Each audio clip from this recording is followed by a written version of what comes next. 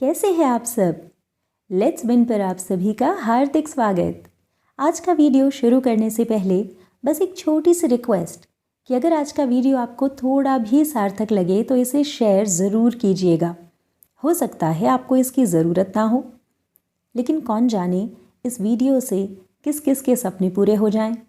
दोस्तों, यूँ तो हम सभी अपने जीवन के लिए बड़ा और अच्छा ही सोचते हैं, जैसे कि बड़ा घर, बड़ी गाड़ी, बड़ी सैलरी या बड़ी सेविंग और भी न जाने क्या क्या। और हमारे इन सपनों के पीछे हमारा मकसद होता है अपनी और अपने अपनों की खुशी। लेकिन क्या आप जानते हैं कि हम में से ही कुछ लोग ऐसे भी होते हैं जो दूसरों के सपनों को पूरा करके अपना सपना पूरा कर लेते हैं। कौन बनेगा करोड़पति में कर्मवीरों से तो अब तक आप हर शुक्रवार मिल ही रहे हैं। तो हर बार की तरह लेट्स विन भी आपके लिए आज के वीडियो में लाया है ऐसे ही एक कर्मवीर, एक रियल विनर को। ये आपके और हम सब की ही तरह एक बिल्कुल साधारण सी शख्सियत हैं, लेकिन इनके काम है असाधारण। आइए मिलें दिल्ली के श्री पंकज कुमार जी से, जो कि लाइफलाइन केयर ऑर्गेनाइजेशन के फाउंडर हैं और जिनके बचपन का सपना ही ये था कि ये दूसरों के सपने पूरे करें, उनकी ज़िंदगी में भरें उजाला और दूसरों के साथ साथ रोशन करें अपना भी जीवन। पंकज जी से ही जानते हैं उनके अब तक के किए गए कामों और उनके सपनों के बारे में। लेट्स विन पर आपका बहुत बहुत स्वागत सर। कृपया सबसे पहले हमारे दर्शकों को ये बताएं कि समाज सेवा का कार्य करने की प्रेरणा आपको सबसे पहले कैसे मिली? होता है किसी प्रेरणा कहाँ से आई। तो सर्वप्रथम मैं आपको ये बताना चाहता हूँ कि जैसा कि हम सभी जानते हैं कि मनुष्य एक सामाजिक प्राणी है।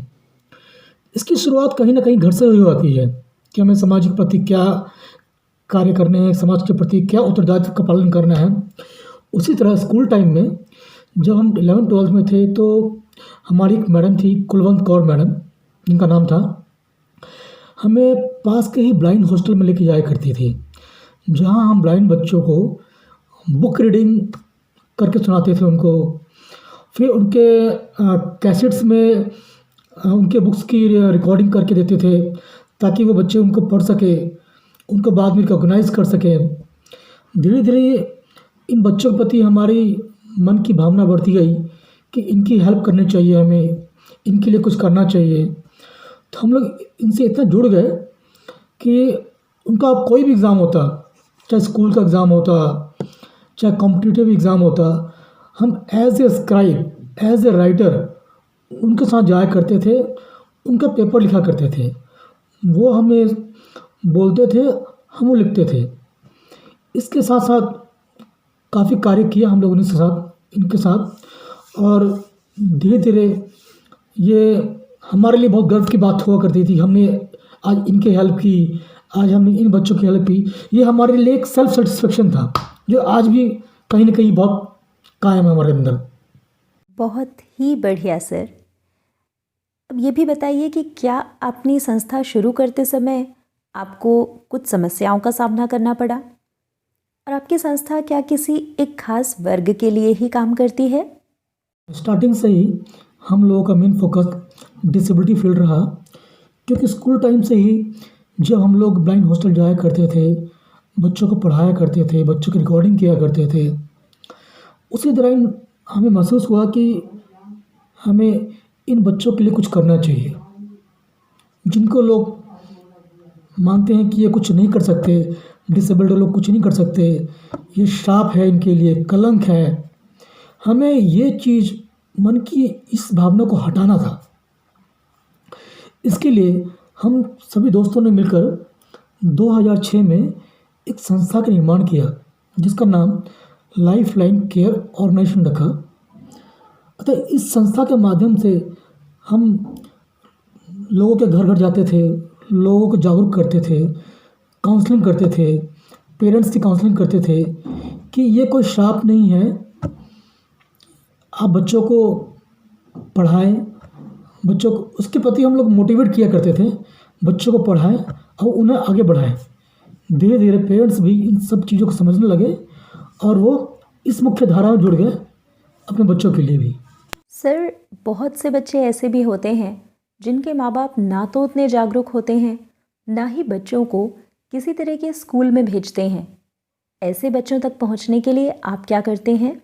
सारे पेरेंट्स जिनके बच्चे फिज़िकली चैलेंज्ड होते हैं, उनको ये पता नहीं होता है या फिर वो अवेयर नहीं होते हैं कि बच्चों को कैसे पालना है, बच्चों को कैसे टेक केयर करना है।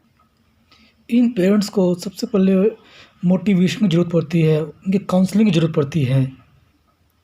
अगर इन पेरेंट्स को हम सही गाइडेंस दें, सही तरीके से काउंसलिंग करें, तब वे पॉजिटिव होके अच्छे से बच्चों को टेक केयर कर सकते हैं। बिल्कुल सही कहा आपने। सर, हमारे देश के कई युवा ऐसे भी हैं जो समाज सेवा का कार्य करना तो चाहते हैं, लेकिन उन्हें सही जानकारी और सही प्रक्रिया के बारे में कुछ भी नहीं पता। साथ ही वे इसे करियर ऑप्शन की तरह नहीं देखते। हमारे ऐसे दर्शकों के लिए आपकी क्या राय है? लोग सोशल वर्क को एज़ ए करियर ऑप्शन लेना चाहते हैं, वो लोग भी करियर ऑप्शन के तौर पे इसको जॉइन कर सकते हैं। सीएसआर पॉलिसी आने के बाद एनजीओ सेक्टर को बहुत बढ़ावा मिला है, जिससे बड़ी-बड़ी कंपनियों को अपने प्रॉफ़िट का 2% सोशल काउज़ में खर्च करना होता है। सीएसआर पॉलिसी आने के बाद सोशल सेक्टर का बहुत बूम आया है और कॉर्पोरेट सेक्टर में भी बहुत जॉब बढ़ी है इसके लिए। करियर ऑप्शन में लेने के लिए आपको एक पर्टिकुलर कोर्स करना पड़ेगा, जिसमें एमएसडब्ल्यू, बीएसडब्ल्यू और कुछ सर्टिफिकेट कोर्स हैं। उसको करने के बाद आप कॉर्पोरेट्स को ज्वाइन कर सकते हैं और अपना सोशल वर्क में करियर ऑप्शन को अपना सकते हैं। ये तो आपने बहुत ही अच्छी बात बताई सर। लेट्स विन के दर्शकों में से अगर कोई आप तक पहुंचना चाहे या फिर समाज सेवा के क्षेत्र में आगे अपना भविष्य बनाना चाहे, तो ऐसे लोगों के लिए कुछ बताइए। इन चैनल के दर्शकों से मैं ये कहना चाहता हूँ कि वे किसी भी प्रकार के सामाजिक कार्य से जुड़ना चाहते हैं एवं सामाजिक कार्य के बारे में जानना चाहते हैं, तो वो हमारे हेल्पलाइन नंबर 9868407549 पे कॉन्टैक्ट करें। लेट्स विन को अपना अमूल्य समय देने के लिए आपका बहुत बहुत धन्यवाद सर। हमें पूरा यकीन है कि देश का एक बड़ा वर्ग आज का वीडियो देखकर समाज सेवा के बारे में इतनी अच्छी जानकारी पाने के बाद सामाजिक कार्यों के लिए ज़रूर आगे आएगा। लाइफलाइन केयर ऑर्गेनाइजेशन के डिटेल्स आप वीडियो के डिस्क्रिप्शन से ले सकते हैं। आशा है आपको लेट्स विन का ये प्रयास पसंद आया। बने रहिएगा हमारे साथ, मिलते हैं जल्दी। सी यू फ्रेंड्स, टेक केयर।